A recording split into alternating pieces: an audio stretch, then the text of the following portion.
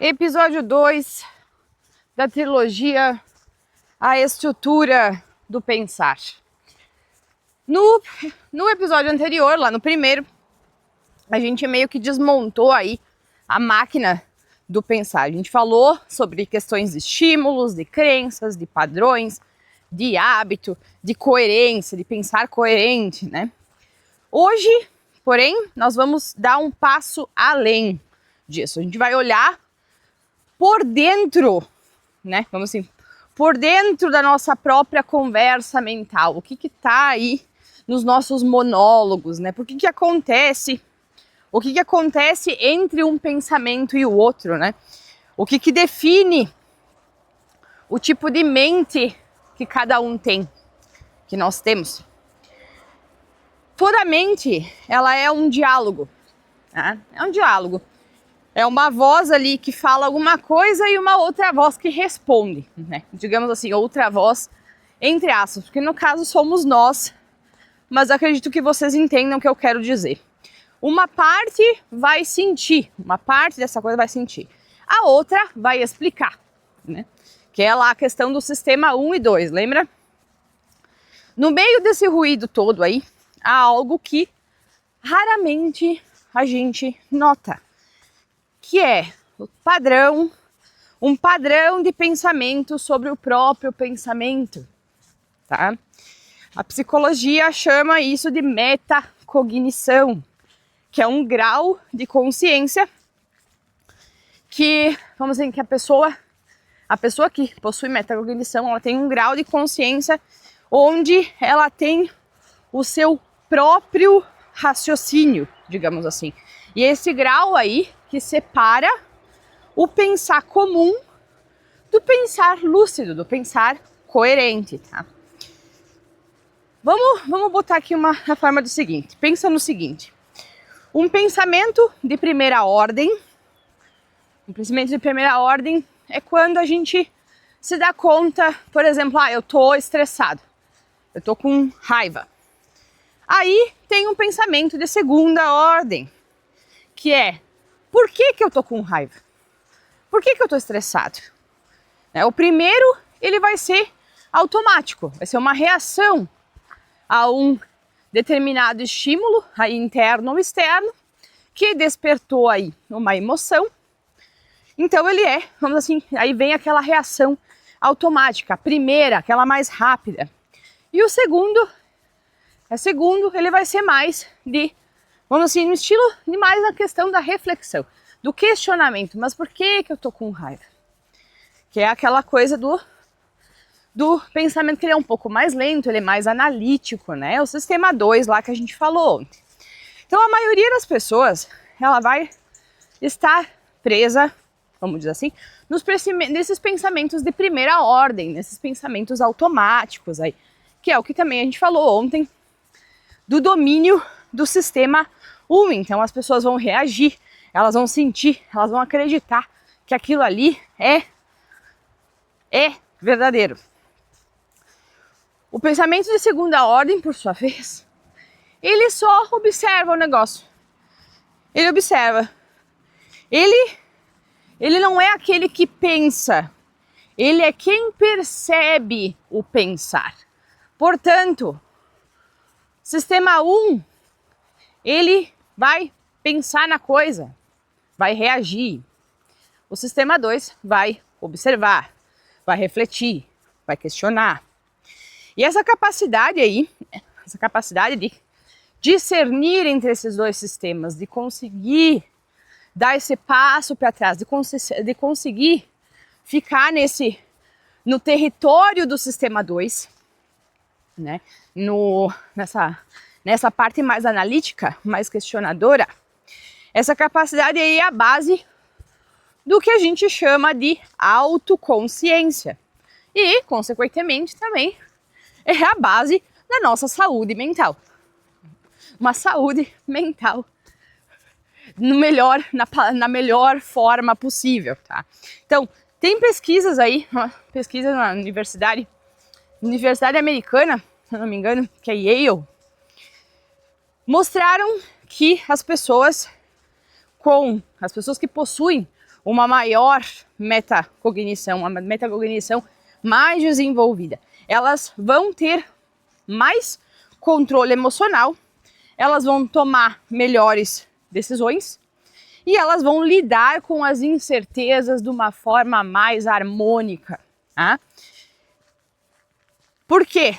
Por que elas conseguem isso? Porque elas conseguem separar o fato da interpretação.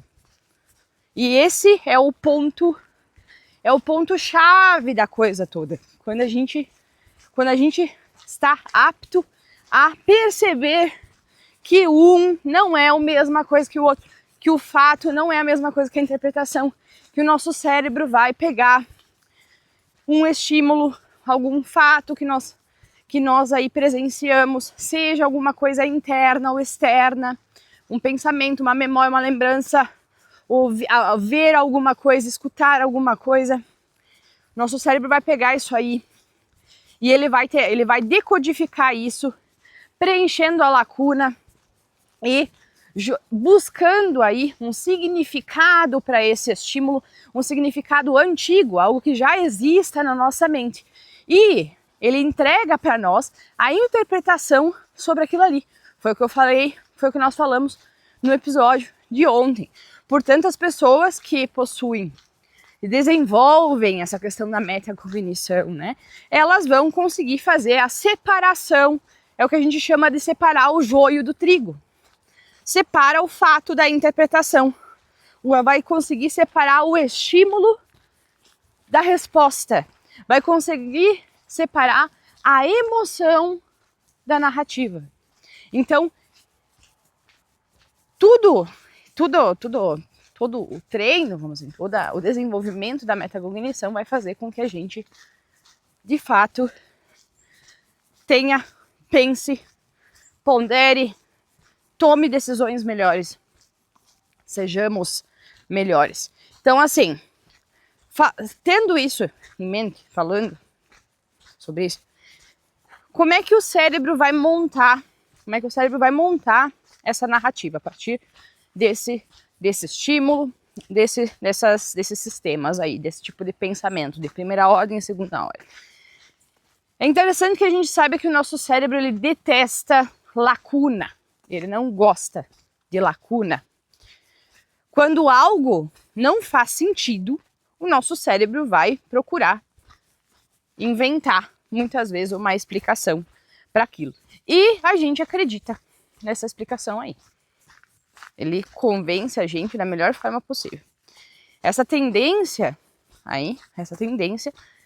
de, né, preencher lacunas, ela é chamada de viés narrativo, que é onde a gente cria umas historinhas internas, para justificar as nossas emoções, justificar as nossas ações, justificar os nossos medos, né? Justificar aquelas cagadas que a gente fez, toda aquela coisa. Então, muitas vezes a gente faz isso, inclusive, sem perceber. A gente nem percebe que está fazendo. A gente nem percebe que a gente tem esse viés narrativo, que a gente está simplesmente preenchendo lacuna com coisa que muitas vezes não tem nada a ver com o estímulo, nada a ver com o fato, nada a ver com o pensamento em si. Um exemplo disso seria, vamos dizer assim, tu tá no trabalho e aí você vai ter uma reunião, tá? Uma reunião, tá na reunião. E aí tu tá se sentindo inseguro ou insegura antes dessa reunião aí. Então, em vez de tu apenas observar essa tua insegurança, observar, né, esse teu medo aí, a tua mente vai trazer a informação para ti o seguinte: bah, eles não gostam de mim aí. As pessoas que estão aí dentro dessa reunião, elas não gostam de mim. Quando, na maioria das vezes, não é verdade, não é uma verdade, não é um fato. Pode ter uma ou duas pessoas que aí podem não ir muito com a tua cara, mas o resto muitas vezes, a maioria das vezes tá ali, não tá nem se importando. Tá nem se importando, só quer que a reunião termine de uma vez para voltar para a mesa de trabalho, né? Então, essa não verdade, essa historinha aí, ai, que não gostam de mim, essas coisas que a gente fica se contando aí, é uma interpretação emocional fantasiadinha ali, ela vem pra ti fantasiadinha de lógica. E esse mecanismo aí, o mecanismo que tá por trás de boa parte, esse mecanismo que tá por trás, ou melhor, ai, enrolei a língua. Esse mecanismo o de viés narrativo, é o que está por trás de boa parte das nossas distorções cognitivas. Tá? A mente criando historinha automática para preservar a nossa autoimagem. Né? Para ela manter a coerência interna, para evitar o desconforto psicológico. Bingo! Desconforto é uma coisa que ninguém gosta. Não importa se é físico, não importa se é psicológico, cara. Então, o que a gente faz? O que a nossa mente vai fazer, né? A nossa mente, ela é treinada para sobrevivência, então tudo quando é forma de desconforto, ela vai correr daquilo ali. Então, quando a gente entende isso, quando a gente entende de fato isso, esse negócio, ele se torna muito, muito, muito, muito vantajoso. Porque o pensamento, nosso pensamento, os pensamentos, eles não são um espelho da verdade, cara. Eles são uma tentativa de organizar o que está fora ou dentro. É uma tentativa de organização de, entre aspas, um caos aparente. O que a gente entende, né, como caos. Então, tendo isso, a gente falou aqui das distorções, né? Vamos pegar aqui as distorções cognitivas, que eu acho que é bem importante. E os erros distorções cognitivas são tipo erros invisíveis aí, incolores. A psicologia cognitiva, desde aí do cara lá do Aaron Beck, que foi um dos, bem dizer, dos fundadores do negócio, identificou ali dezenas de distorções mentais que nós possuímos aí. Essas distorções mentais, elas são formas automáticas e enviesadas de pensar, tá? Eu vou falar aqui algumas delas, tá? Só algumas. Tem mais do que isso, obviamente. Então vamos lá. A primeira é a catastrofização. Acredito que eu tenha pronunciado correto. A catastrofização é quando a gente imagina o pior dos cenários possível. Tá ligado? Tá ligado aquela pessoa, ou talvez você já tenha feito isso em algum momento, né? Todo mundo faz isso em algum momento. Que a gente pensa assim, um exemplo, se eu falhar, se eu errar, tudo acaba. Tudo acaba. Eu boto tudo a perder. É como se fosse o fim do mundo. Se acontecer alguma coisa errada num determinado negócio que tu tá fazendo, se acontecer alguma coisa ali que der errado, daí, meu Deus, aí acabou. Aí acabou a vida. Aí tem outra que é a leitura mental. Essa é ótima, essa é maravilhosa. É quando a gente fica supondo o que os outros estão pensando. Essa é muito boa, quem nunca também, né? Então é aquela coisa assim, a gente vê ali, alguém tá olhando pra nós e aí a gente já tá pensando, ai, deve tá me julgando, deve tá me achando que eu sou incompetente, ou deve tá achando que eu sou isso, deve tá achando que eu sou gostosa. Essa daí é imbatível. Aí tem uma outra, que é o filtro negativo. O filtro negativo é quando a gente enxerga só o que confirma o nosso medo. Pois é, essa aqui é outra coisa. Como é que é aquelas frases? Porque comigo tudo dá sempre errado, nada dá certo na minha vida. É sempre comigo, tudo eu nessa casa, sabe? Aí vamos para a próxima. O rótulo global. Essa é a outra. O rótulo global é quando a gente resume todo um evento, ou melhor, A gente resume o todo, uma coisa toda, em função de um evento apenas. É, por exemplo, assim, pegando o exemplo do errei, né? Se eu errei uma vez, se eu errei ali, então é porque eu sou um fracassado. Se eu fiz não sei o que, é porque daí eu sou não sei o que lá. Então é um estilo, é um negócio determinista, ele determina. É muito bom esse também. Aí temos também o pensamento dicotômico. O que é isso? Que é essa palavra? Pensamento dicotômico é quando tudo é 8 ou 80. Esse aí é clássico. É tudo ou nada. Ou ou me amam ou me odeiam. Essa é o que a gente mais escuta. Eu escutei já de gente profissional na área de psicologia. Já escutei até isso já escutei. Aí tem o outro que é o deverismo. O deverismo é o máximo. O deverismo também é outro assim, ó. Na verdade, todos eles são bons, mas o deverismo também é legal. É aquela crença rígida, aquela crença determinista de como as coisas deveriam ser. Esse aqui é um clássico. Por exemplo, eu tenho que sempre ser tal coisa. Eu tenho que sempre ser produtivo. Eu tenho que sempre ganhar. Eu tenho que. Eu devo. Né? Deverismo. Eu devo. A pessoa tem que tudo. Né? Essas distorções mentais aí, que foram poucas que eu citei, foram o quê? Foram quantas aí? 6? 5, 6. Elas distorcem, obviamente, a nossa realidade emocional. Elas fazem com que a gente reaja de fato a algo que só existe na nossa mente, que não existe em outro lugar. Na grande maioria dessas distorções, na grande maioria dos nossos, muitas vezes, medos e outras coisas do gênero. Cara, isso tudo é ilusório, tá tudo na nossa mente. Tá tudo na nossa mente. Quantos dos nossos medos, vamos dizer assim, às vezes das ilusões, das historinhas que a gente fica se contando na cabeça, quantas dessas coisas de fato acontecem? É uma quantidade ínfima delas que acontece realmente. Que sorte a nossa, né? Que bom que é assim. Então, o que acontece?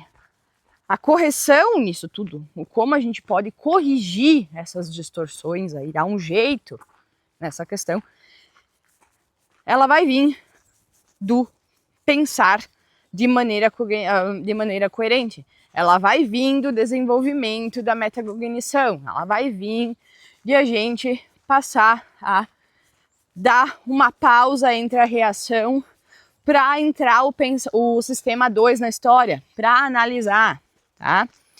Então, assim, isso acontece, esse movimento pode acontecer muitas vezes apenas no fato de a gente fazer uma simples pergunta.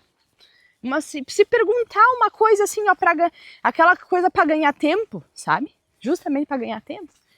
Pode ser fazer uma simples pergunta, a gente vê ali, viu um negócio, ou escutou de alguém, ou pensou alguma coisa, teve alguma distorção dessas aí que eu citei.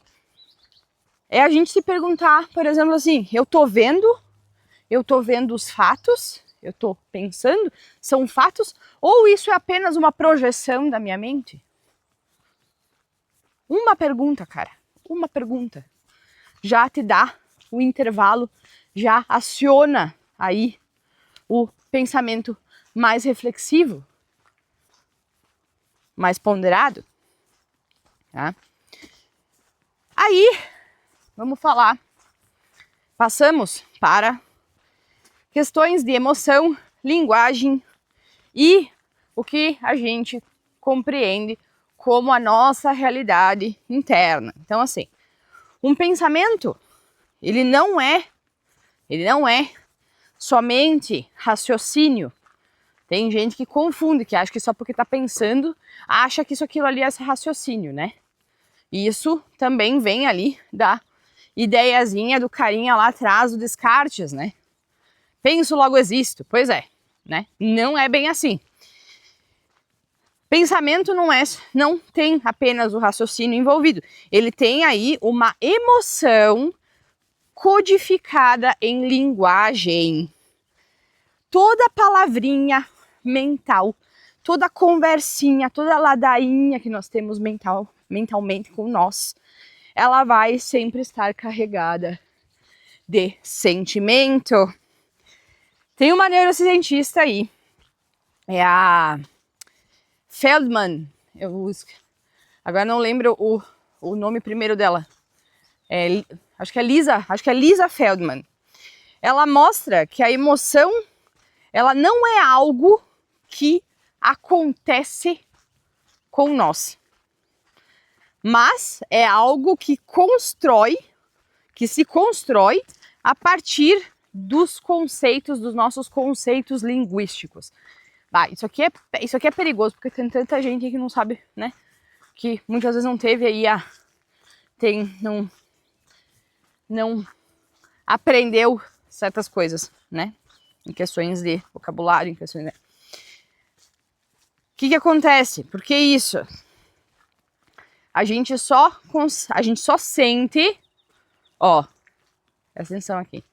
A gente só sente o que nós conseguimos nomear. Ou seja, quanto mais sofisticado é o nosso, vamos assim, é o nosso vocabulário emocional, o nosso vocabulário interno, mais capacidade a gente tem de compreender e conseguir regular os nossos pensamentos. Olha a importância da leitura, né? Olha a importância da leitura. As pessoas que só conhecem duas emoções, porque tem, né? É bem ou é bom ou é ruim, né? Ou é bem ou é mal. Isso é o que tem pessoas aí que conhecem dentro dessa forma. Só essas duas emoções. Essas pessoas aí, elas pensam de maneira binária. É dualismo. Dentro do dualismo. Antigamente, isso era, né, lá atrás, quando o conhecimento era proibido. Isso foi uma coisa extremamente comum, né? Até porque quem tinha acesso a conhecimento era só a elite, né? Só a elite. Então, quando a gente sai, né? Teoricamente, hoje aí, temos aí na era da informação, claro que existem as exceções, sempre existem as exceções aqui, tá? Mas na era da informação, a gente tem muito mais acesso a conhecimento.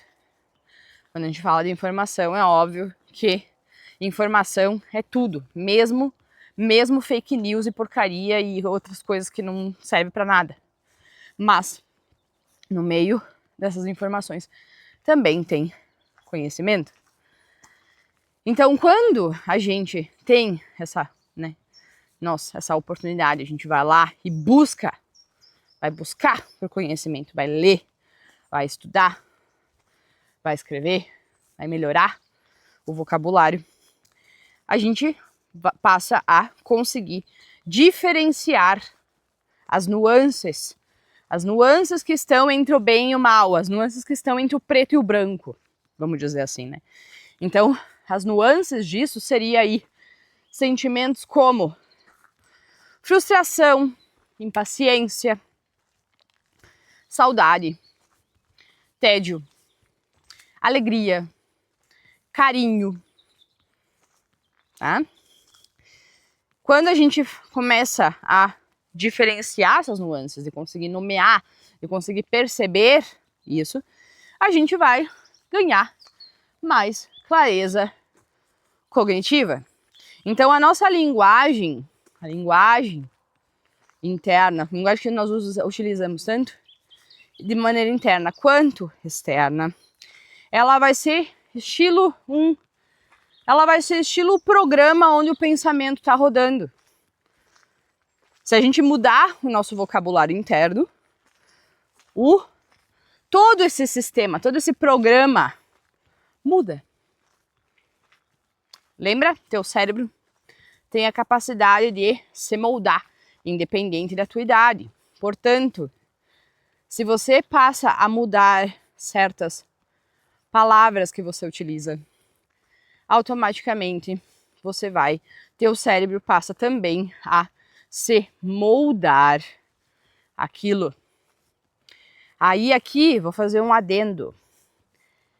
Quem nunca já viu, né, ou já ouviu falar, ou até já leu, já comprou o livrinho aquele, o livro de ouro de Saint-Germain. A galera aí que é da vibe da espiritualidade provavelmente conhece esse livro. O que acontece? Lá naquele livro tem os, digamos, entre aspas, as frases, tipo os mandamentos, né? Tem lá mais de 300, se eu não me engano. E todas essas frases, elas começam lá, elas falam do poder do eu sou. E basicamente elas vão sempre colocar esse eu sou de uma maneira, é uma maneira sempre de cunho positivo, de crescimento, né? Vai fazer, quando a gente fala eu sou tal coisa, a gente nunca associar aquilo ali com alguma coisa ruim, né? Que a gente considera ruim, que é limitante e outras coisas do gênero. Portanto, agora vocês entendem o encaixe dessa ideia das repetições, dessa ideia das frases de Saint-Germain de uma outra forma. A linguística, né? A neurociência, falando ali da neurocientista, por exemplo, da Lisa, foi exatamente isso que ela falou.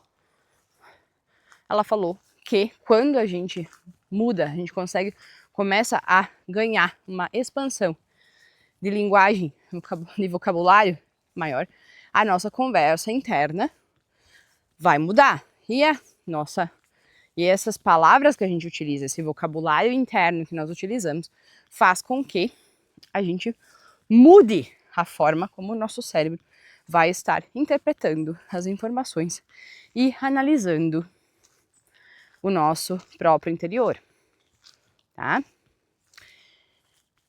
Então, seguindo, fechando o adendo e seguindo. A mente, ela tem uma tendência, ela vai ter uma tendência bem grande, digamos, a girar, a ficar girando em torno dela mesma. É que nem a rotação da Terra, o movimento de rotação. Ela gira ao redor dela mesma. E esse looping aí da nossa mente, né, ele é chamado de ciclo autorreferencial. E esse ciclo, ele tá ligado à ativação de, é um termo em inglês, Default Mode Network, que traduzindo mais ou menos, meu inglês não é grande coisa, mas eu me viro, é rede de modo padrão. Então, quando a mente entra nesse looping aí, ela fica girando em torno dela mesma, ele vai ser ativado, vai ser ligado essa rede de modo padrão aí. E essa rede de modo padrão é o estado cerebral em que a gente fica divagando. Aquele momento que a gente fica divagando, pensando sobre passado, sobre futuro, sobre o eu, sobre um monte de coisa. Coisa que é extremamente útil para a criatividade. Eu posso falar por mim mesma, tá? É muito bom. Se tu é uma pessoa que trabalha com questões criativas, que tu cria coisas, seja lá o que for. Por exemplo, eu escrevo, eu falo aqui, eu faço negócio, eu faço os vídeos, eu escrevo e-book, eu escrevo artigo, eu pinto, eu desenho, eu faço escultura, eu entendo de jardinagem, então tem várias coisas. Às vezes como eu tenho todas essa questão que às vezes eu considero de criatividade, eu gosto de fazer artesanato também, gosto de fazer coisas diferentes, decoração para casa e outras coisas do gênero, já fiz Já fiz móveis para minha casa, no caso também. Fiz com as minhas próprias mãos, eu e o meu marido. A gente fez ali, né? Criamos a ideia do que a gente queria e foi lá. E fizemos com as nossas próprias mãos. O nosso escritório foi todo feito por nós. No caso, o escritório que eu digo, as mesas, né? A forma, tudo ali foi feito por nós. Cortado, a gente comprou madeira. Então, isso é uma coisa que eu tenho em evidência, essa questão de criar coisas, de criatividade. E eu vou te dizer bem a real, cara. Quando a gente entra nesse estado de ficar pensando e divagando, é maravilhoso, tá? É maravilhoso. Isso ajuda, isso impulsiona pra caramba. O problema é que quando esse negócio desregula, quando esse negócio desequilibra, tá? Ele se torna tóxico. Ele se torna tóxico, tá? Porque o que acontece? Vou procurar explicar da melhor forma possível. Quando a nossa mente entra e ativa essa rede de modo padrão aí e fica desregulada, fica desequilibrada, fica em excesso esse negócio, o pensamento ele acaba se tornando apenas um eco. O que quer dizer isso? A gente pensa sobre o que está pensando, sobre o que está sentindo, sobre o pensar do sentir. É um negócio muito interessante. E obviamente, a gente acaba se perdendo no meio disso. Acaba se perdendo no meio dessa trama aí. É que nem cama de gato. Aí, a saída, vamos dizer assim, quando entra-se nesse modo, e isso acontece comigo, quando eu fico durante muito tempo elaborando, pensando sobre alguma coisa em específico, em certas ideias, tipo brainstorming mesmo, assim, fico ali, tá? O que acontece? Para mim conseguir sair, eu tive que aprender uma forma de sair disso. É quando a gente faz o quê? A gente dirige a nossa consciência, trazendo o nosso foco para o aqui e o agora. Então, foi por isso que eu fui atrás de aprender mindfulness. Pois é. Por quê? Porque isso daí ajuda quando a gente passa a sair sai do looping, a gente o ruído, todo o ruído que nós estamos ali, todo aquele pensamento, todo aquele girando em círculos ali, ele consegue, a gente com a nossa atenção no momento presente, no agora, toda essa cacofonia diminui o som, né? Sai o ruído e a gente consegue vai reorganizar a mente. Então, o mindfulness nesse contexto aqui, ele não é uma prática mística e blá blá blá. Não, ele funciona como uma higiene cognitiva. Ele vai, vamos assim, ele vai parar com o loop mental, aquele de que fica sempre se retroalimentando. Então, a gente treinar a atenção, quando a gente treina a nossa atenção no momento presente, nós estamos aí fortalecendo, digamos assim, um músculo que impede o pensamento de nos sequestrar. Quem é que nunca foi sequestrado pelos próprios pensamentos, que quando vê estava ali viajando na maionese, né? Então, atenção plena ajuda nisso. Aí a gente tem que falar, é importante falar sobre uma outra questão, que é o auto-engano e o ego intelectual. Pois é, também tem. E esse, digamos entre aspas, é um perigo sutil, assim. Quando a gente está nesse processo de pensar sobre o pensar, esse ego intelectual pode aparecer, tá? O que é esse ego intelectual? É quando a nossa mente passa a acreditar que só pelo fato de a gente entender o mecanismo dela, a gente está imune a esse mecanismo. E isso é uma das piores viagens que a gente pode ter. Por quê? Porque o nosso pensamento, a nossa mente, cara, não é burra. Não. É muito astuta. É muito astuta. No contrário, a gente não teria, a raça humana não teria sobrevivido para contar a história. Se não tivesse aí, se a mente não fosse astuta. Então o que acontece? A mente vai criar umas máscaras, como se fosse máscaras de sabedoria para continuar no controle. Aí aqui eu faço um adendo também, uma comparação aí com o livro lá, que eu já fiz um episódio falando isso.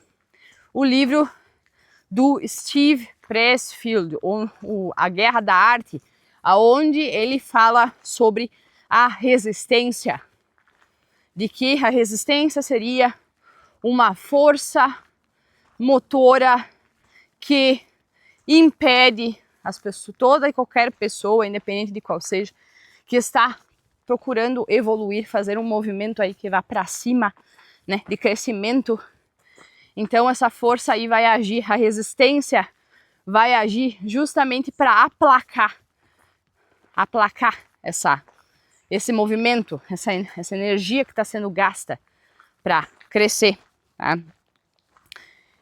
Estou fazendo esse adendo aqui porque essa questão da mente, a nossa mente ser tão astuta e ela criar essas máscaras, né? Essas máscaras de sabedoria seriam pensamentos que estão aí vindo como se fosse uma coisa extremamente sábia da nossa parte. Quando na realidade estão ali só figurando o que? A autossabotagem de novo. Autossabotagem de novo. Fica aqui, não te move, não é pra crescer, cara. Vai ter que gastar mais energia se tu querer sair do ego intelectual. Tu já entendeu agora, né? Então, são desculpas que a gente se dá. Desculpas que a gente se dá e não percebe. Então, isso é chamado de essas máscaras aí, essas desculpinhas que a gente se dá aí, de maneira, entre aspas, sábia, é o auto-engano. Auto-engano é a distorção. Vai ser uma distorção mais sofisticada sobre o nosso estado interno. Então, a gente passa o quê? Quando a pessoa fica aí, a gente racionaliza os nossos comportamentos, justifica os padrões e defende as crenças. Tudo isso parece ser uma lógica impecável ali dentro, né? Parece ser impecável essa lógica, só que na realidade a consciência é zero. Tu tá só mais uma vez repetindo padrão. Mais uma vez só, tá ali, né? Ficou preso no automatismo, na reação. Por isso que somente conhecer, saber sobre como funciona o pensar, não é o fim, cara. Não é. Não é um fim. Na realidade é um começo. Ele é um começo e que normalmente vai levar nós, né, quando a gente consegue passar por essa questão de todas as questões das distorções, toda a compreensão disso, desse sistema, do sistema intricado. Vai passando, passa pelo dito do ego, pelas informações ilusórias do ego intelectual aí. Não cai no auto-engano. Isso vai levar nós para o que pode se chamar de uma humildade cognitiva. Que seria, da minha opinião, que é entender que a gente nunca pensa a realidade. A gente só vê as versões dela. Nós estamos sempre vendo versões da realidade, mas não a realidade de maneira nua e crua. Então a mente lúcida, ela não quer estar certa, ela não tem necessidade de estar certa. Ela prefere estar consciente das coisas, mesmo que essa consciência seja muitas vezes aí sobre as próprias merdas, as próprias coisas que fez, os próprios erros, né? Mas sem se penalizar, sem ficar se penalizando, sem ficar se chicoteando. A pessoa vai ter uma maior consciência, uma maior compreensão disso. Aí, no segmento disso, a gente vai entrar agora numa parte prática. Pois é. Então aqui vou passar algumas informações aí de como você pode, talvez, aprimorar a tua estrutura do pensar, se tu quiser. E isso é uma coisa que eu aplico na realidade, não é uma coisa que eu fiz uma vez e nunca mais. É uma coisa que eu aplico na minha vida, então se tu vou compartilhar contigo, fica à vontade, se quiser, né? Acople aí da melhor forma possível na tua vida. Isso para quê? Para desenvolver, obviamente, né? Para desenvolver esse nível de pensamento, para desenvolver aí, para a gente se melhorar cada vez mais. Então, primeira coisa na minha visão é praticar a questão da metacognição, né? Tá chovendo, coisa boa, caminhar na chuva.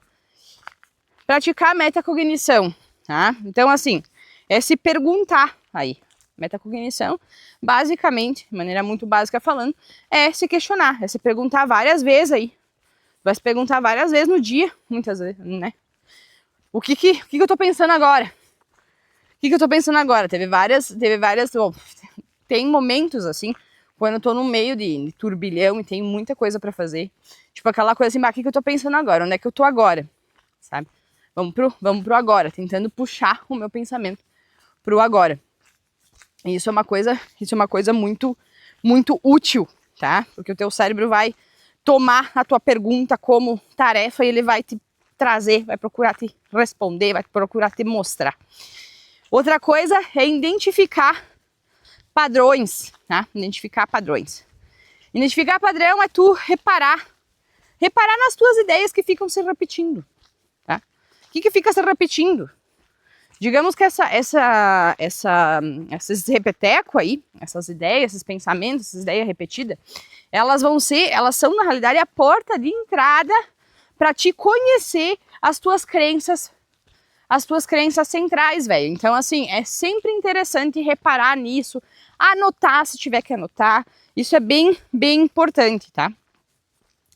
Registrar o raciocínio. O que é isso?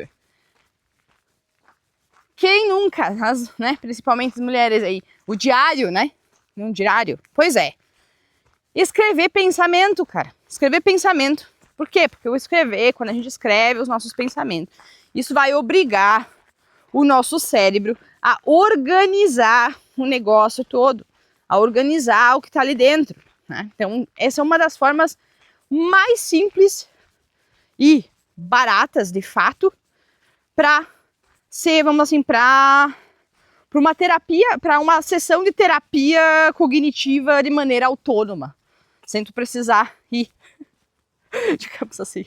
Não tô dizendo que não é para ir do terapeuta, tá?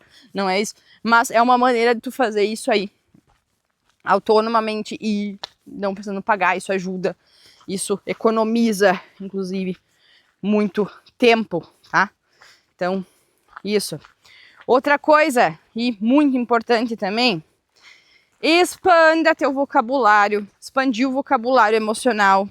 Então, assim, ler, escrever, tu pode sentir. Ninguém disse que tu tem que reprimir a emoção, não é porque a gente, né, vai querer usar o sistema 2 aí, o sistema da razão, que a gente tem que ficar reprimindo o sentimento, não tem nada a ver com isso. É observar, é entender, é diferente de querer botar embaixo do tapete, querer engolir sapo, tá? Então não é a mesma coisa, não é a mesma coisa. Então assim, procure nomear as sutilezas do teu pensamento, essas nuances, do teu pensamento não, do teu sentimento, desculpa, da tua emoção. Procure conseguir discernir essas nuances aí, porque nem as coisas não é binário nesse sentido, não é só, né? Não é bem assim, por mais que ali o Daniel Kahneman, né, que a gente falou no episódio ontem, que ele fale do sistema 1 e 2, Não quer dizer que essa questão da emoção não tenha nuance, não existe só preto e branco, né, cara? Então, isso é importante frisar. Quando a gente consegue descrever de uma melhor, vamos dizer, melhor o que a gente sente, a gente vai começar também a entender melhor o que nós pensamos. Porque lembra, o pensamento, quando a gente alimenta um pensamento durante um X período de tempo, o teu corpo vai começar a criar a química necessária, ou melhor, a química relativa àquele pensamento, ou seja, ele vai criar a emoção, vai criar, né, vai te dar o sentimento, o sentir daquilo, certo? Então, por isso que é falado, né, um pensamento sempre vai começar a partir de um estímulo. O estímulo pode ser interno ou externo. E a partir deste estímulo, vai ter-se a questão do quê? Da reação emocional, do sentimento. Então, é importante, sim, estar sabendo isso aqui. Outra coisa que é bom também, praticar o foco. Cara, tem uma coisa hoje que é ouro puro, inclusive teve muita gente que ficou, teve muita gente aí que, né, que escreveu livros e ficou rico, literalmente rico com os livros que escreveram sobre a questão de foco, sobre a questão de hiperfoco e outras coisas. Meu, isso é extremamente importante. Então, se concentra numa ideia por mais tempo. Por exemplo, assim, ó, tu vai... Esse exercício é um tanto quanto contraditório, tá? Mas então, assim, tu vai fazendo ele aos poucos, da forma como tu achar melhor, vai treinando. Então, vamos dizer, para praticar o teu foco, tu sustentar o teu foco, tu vai se concentrar numa ideia por mais tempo do que o confortável. Pois é. É meio estranho, né? Vamos dizer o seguinte... Tu pega alguma informação, alguma coisa que é contra alguma crença tua, que vai contra alguma crença tua. Tu vai pensar sobre aquilo ali, tu vai ler sobre aquilo ali, tu vai se permitir estar desconfortável, porque normalmente quando alguma coisa vem que é uma crença contrária à nossa, a galera já fica, o cérebro já aciona aí como se estivesse sentindo dor, tá? Isso não são minhas palavras. Então, assim, a ideia aqui é você fazer esse movimento de maneira controlada e sustentada, botando o teu foco ali de propósito. Por quê? Por que isso, tá? Porque isso vai treinar o teu córtex pré-frontal e ele vai fazer com que a tua impulsividade mental diminua. Pois é, interessante, né? Quando a gente fala da questão do treinamento do córtex pré-frontal, o córtex pré-frontal, ele é justamente a área onde o sistema 2 está inserido, é a razão, é essa parte aqui da frente do teu cérebro, aqui ó, na testa, bem dizer, onde é que fica a tua testa aí, esse é o neocórtex, né, o novo, é o terceiro dos nossos 3 cérebros aí. Né? É o mais novo, é o mais desenvolvido, é o mais racional de todos. Se tu não sabe quais são a questão dos três cérebros, eu vou fazer aqui um breve. Nós temos aí essa ideia dos 3 cérebros, é o seguinte: o primeiro é o complexo R, também chamado de cérebro reptiliano, né? É ali a questão de modo de sobrevivência, economia de energia, foi o primeiro ali, né, que foi desenvolvido. O segundo é o sistema límbico, que ele é ligado às emoções, a questão emocional, tá?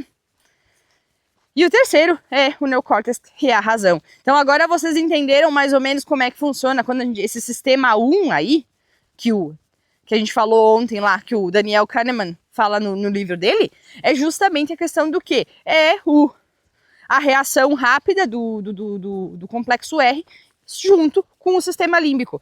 A gente normalmente, a maioria das pessoas, quando eu falo sobre isso, tanto ontem quanto hoje, que a maioria das pessoas, elas ficam nesse sistema aí, elas só ficam nesse sistema 1, só nessa questão da reação da questão do automatismo, é onde? É nesse primeiro e no segundo cérebro. É no complexo R e no sistema límbico. Mas elas muitas vezes aí só vão utilizar o neocórtex dela, só vão utilizar o córtex pré-frontal delas, aí a parte da frente, só para fazer o que? Uma racionalização sobre aquilo que elas já escolheram de maneira emocional, tá? Basicamente é isso. Eu vou fazer um episódio sobre isso. Seguindo. Mais uma coisa, a última aqui que eu vou indicar de prática. Aceita o vazio, cara.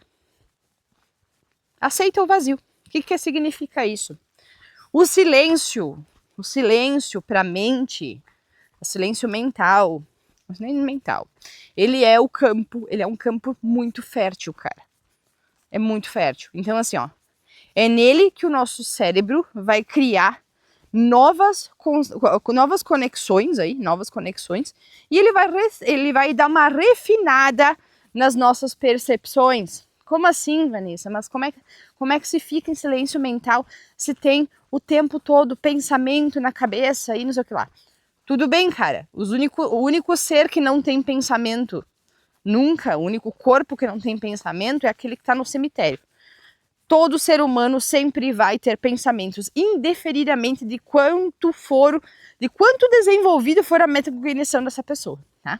A diferença da coisa é o não se apegar e não alimentar pensamentos. Quando a gente simplesmente deixa os pensamentos passarem. Meditação, por exemplo, né? Galera, meu Deus do céu, fala de meditação, tem gente que já fica ali toda incomodada. Por que isso? Porque acha que aprender a meditar é parar, é parar de pensar. Quando não, na realidade não é. Não tem nada a ver com isso. Meditar é você sentar ou ficar parado em algum lugar, sem barulho, sem ninguém gritando, sem TV ligada, sem celular do lado, tá? Sem isso tudo. E ficar ali concentrado, com os olhos fechados, concentrado na tua mente, cara. Tu vai ficar olhando pra tua mente, tu vai ficar observando a tua mente. Então tu vai perceber ali um monte de pensamento indo e vindo, principalmente se tu é o tipo de pessoa que nunca faz isso. A pessoa vai, né, os primeiros aí, vai sentar, primeira vez que eu fui meditar na minha vida, eu sentei ali, cara, mas meu Deus do céu, a quantidade de coisa que veio na minha mente. O truque é não se prenda, só segue. Só vai no meio, assim, ó. Siga em frente, não pega pensamento para te ficar analisando. Deixa eles seguirem. Mas Vanessa, como é que faz isso? Aí eu começo a alimentar eles de maneira automática. Então tu começa tudo de novo. Volta. E isso é uma questão de quê? Treinamento, cara. Treinamento, meu. Treinamento. Quem quer, né? Olha as pessoas aí, fisiculturista e outros que querem lá ter os músculos gigantes e super definidos. O que eles fazem? Eles ficam meditando na cama? Não. Eles podem meditar também, mas eles têm que ir para academia treinar. Então, meditação, assim como exercício físico, assim como querer ficar sarado, gostoso, sei lá o que for, é também treino. Tudo vai ter aí, né? Digamos assim, entre aspas, preço. Vai ter que fazer alguma coisa. Não é? Se fosse só ficar com a bunda sentada no sofá, cara, pelo amor de Deus, né? Toda a humanidade já seria milionária, então, há muito tempo. Se fosse isso só. A gente não teria que trabalhar, não teria que isso, não teria que aquilo, né? Então, o princípio é esse. É treino. Não alimenta os teus pensamentos. E assim tu vai começar a entender o que significa essa questão do silêncio mental. Tá? Seguindo. Agora que eu falei da questão das práticas, né? A gente falou da questão do treino, então vamos falar o seguinte assim, ó. A mente, né? De ver a mente como um campo de treinamento, tá? Campo de treinamento. Então, assim, o ato de a gente pode ser meditar, pode ser ponderar, questionar, né, sair do modo reativo e passar a ponderar sobre as coisas, a refletir, entrar no sistema 2, né, a analisar. Tudo isso é treino e não é, ó, presta atenção aqui, cara. Agora vai ter um monte de gente que vai vazar do vídeo aqui, vai fechar o vídeo e vai embora. Porque isso é treino diário, velho. Isso tem uma coisa que tem gente aí que detesta. Detesta é o quê? Tem que trabalhar. Tem que trabalhar. A gente vive numa sociedade em que a galera detesta segunda-feira, né? Falou na segunda-feira que trabalhar, meu Deus do céu. Tá todo mundo morrendo, né? No domingo de noite já começa todo mundo a ficar. Então quem dirá, olha só, se tem essa visão a respeito de trabalho, então pensa se a pessoa muitas vezes aí vai querer treinar diariamente a questão do pensamento dela. Porque cara, a gente tem pensamento todo dia. E não tem como essa história de tu achar que tu vai fazer uma vez. Não tem pílula milagrosa pra isso aqui, tá? Não tem. Então, assim, eu convido aqueles que estão esperando eu dar a pílula milagrosa, né? Aqui, ó, toma, e todos os teus problemas estão resolvidos, né? Eu convido as pessoas que estão pensando, que estão escutando isso aqui agora, e que pensam dessa forma, e que têm essa expectativa de escutar isso, cara, vai procurar em outro lugar. Vai procurar em outro lugar. Não é aqui. Não é aqui que tu vai achar. Não é aqui que tu vai achar.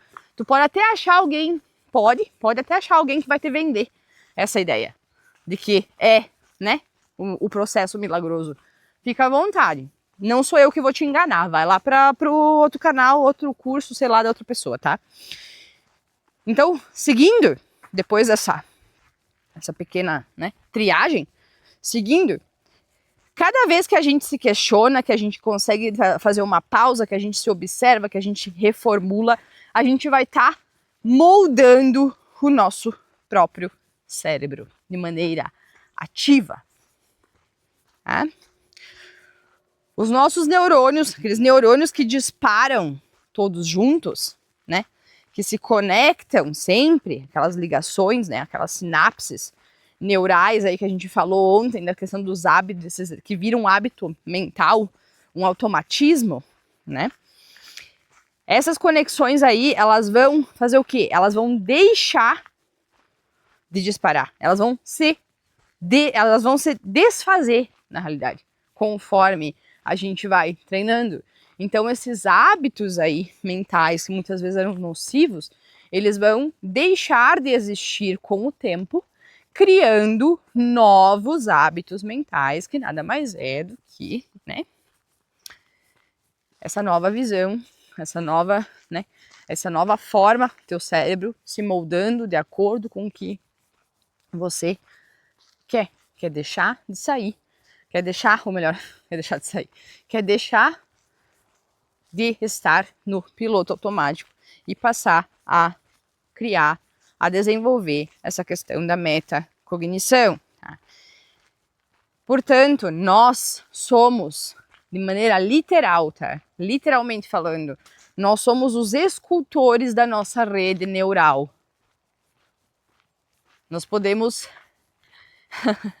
esculpir elas, as nossas redes neurais, quantas vezes a gente quiser. Quantas vezes nós quisermos. No momento em que a gente vamos assim, a gente vai lá e faz esse treino, faz essa ação diária de criação de novos hábitos mentais, tá? Então, por isso que o pensar de maneira coerente, a gente entender de fato a diferença gigante que é isso. Não é uma coisinha aí que é um luxo intelectual. Na realidade, é uma autodefesa cognitiva. A gente vai estar aprendendo a se defender, vamos dizer assim, né? Desses mecanismos da mente que estão ali, que a mente é maravilhosa, o cérebro é maravilhoso, ele cria tudo isso justamente para nossa sobrevivência, mas ele vai prezar por economizar energia, né? Então a gente consegue utilizar essa, vamos dizer, entre aspas, autodefesa cognitiva, justamente para crescermos, para aprender mais, para fazer, para ser e ter mais, tá? Então, ao meu ver, essa é, vamos assim, uma das, a única forma, cara, pra mim é uma das únicas formas aí de a gente conseguir, de a gente não ser programado, cara, de a gente não ser programado por narrativas externas, programado por coisas que muitas vezes não tem nada a ver com a nossa vida, e inclusive também pelos nossos próprios ruídos internos, pela cacofonia do pensamento, quando a gente acha que pensamento é um negócio incontrolável, né? Então, o pensar, de fato, pensar bem, o pensar coerente, ele é viver de maneira consciente, cara. É viver de maneira consciente, não no piloto automático, tá? Então, no primeiro capítulo ali, a gente entendeu como o pensamento nasce, tá? Agora, a gente entendeu como que ele se distorce, como que ele se repete e como ele se aprimora, como pode ser aprimorado. E se tem um negócio, cara, que a gente pode falar sobre a nossa mente, é o seguinte, meu. Nós não somos o que pensamos. Nós somos quem observa os pensamentos acontecendo. E é justamente isso que eu quis dizer com a questão da meditação lá atrás. Aprender a observar os pensamentos como, de fato, quem somos.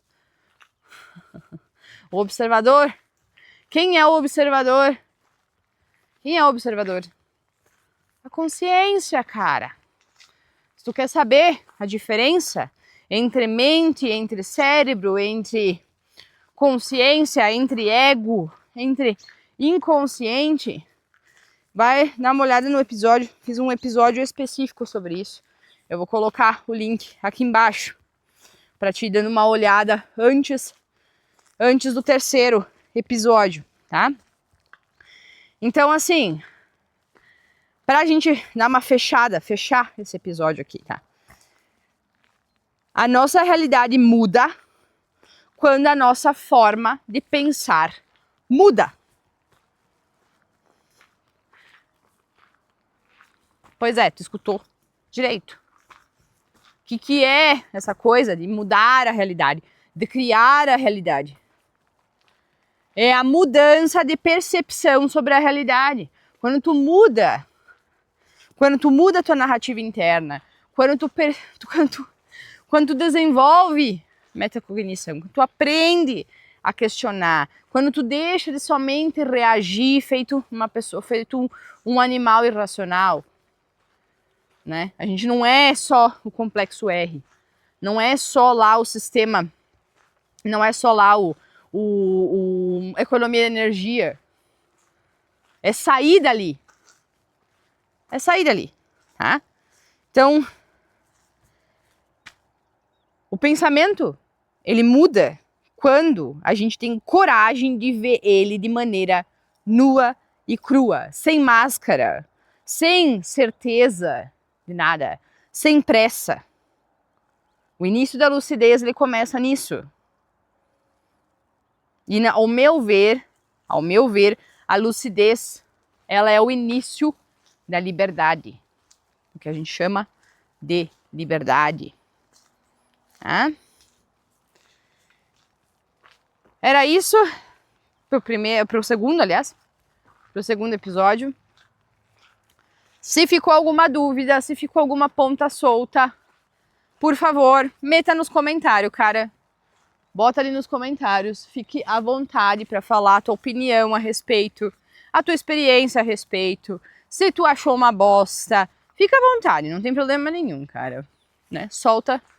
Pode soltar o verbo nos comentários, não tem estresse nenhum, tá? Quando terminar, como é de praxe, né? Você tá aqui pela primeira vez. Quando terminar esse áudio aqui, vai piscar uma senha na tua tela A senha é do nosso backstage. Coloca, pega essa senha, bota no link aqui embaixo, unart.com. Vá lá, coloca a senha, entre e divirta-se. Para quem gostaria de contribuir com nós, se a gente contribuiu com você de alguma forma, pode ficar à vontade para fincar esse dedão aí no curtir e no sininho, se quiser. Pode também ir aqui embaixo no link da plataforma Buy Me a Coffee, ir lá e presentear-nos com um café. Sim, você pode. Você pode nos dar um café de presente. É de fato o preço de um café. Tu pode pagar um café, 1000 café, 300 mil café, 936 cafés. Fica à vontade, cara, vai lá. A gente ama cafeína. E lá dentro também tem mais conteúdo. Fica à vontade, cara. Busque, questione. Conhecimento é e sempre foi a chave, certo? Até o próximo episódio.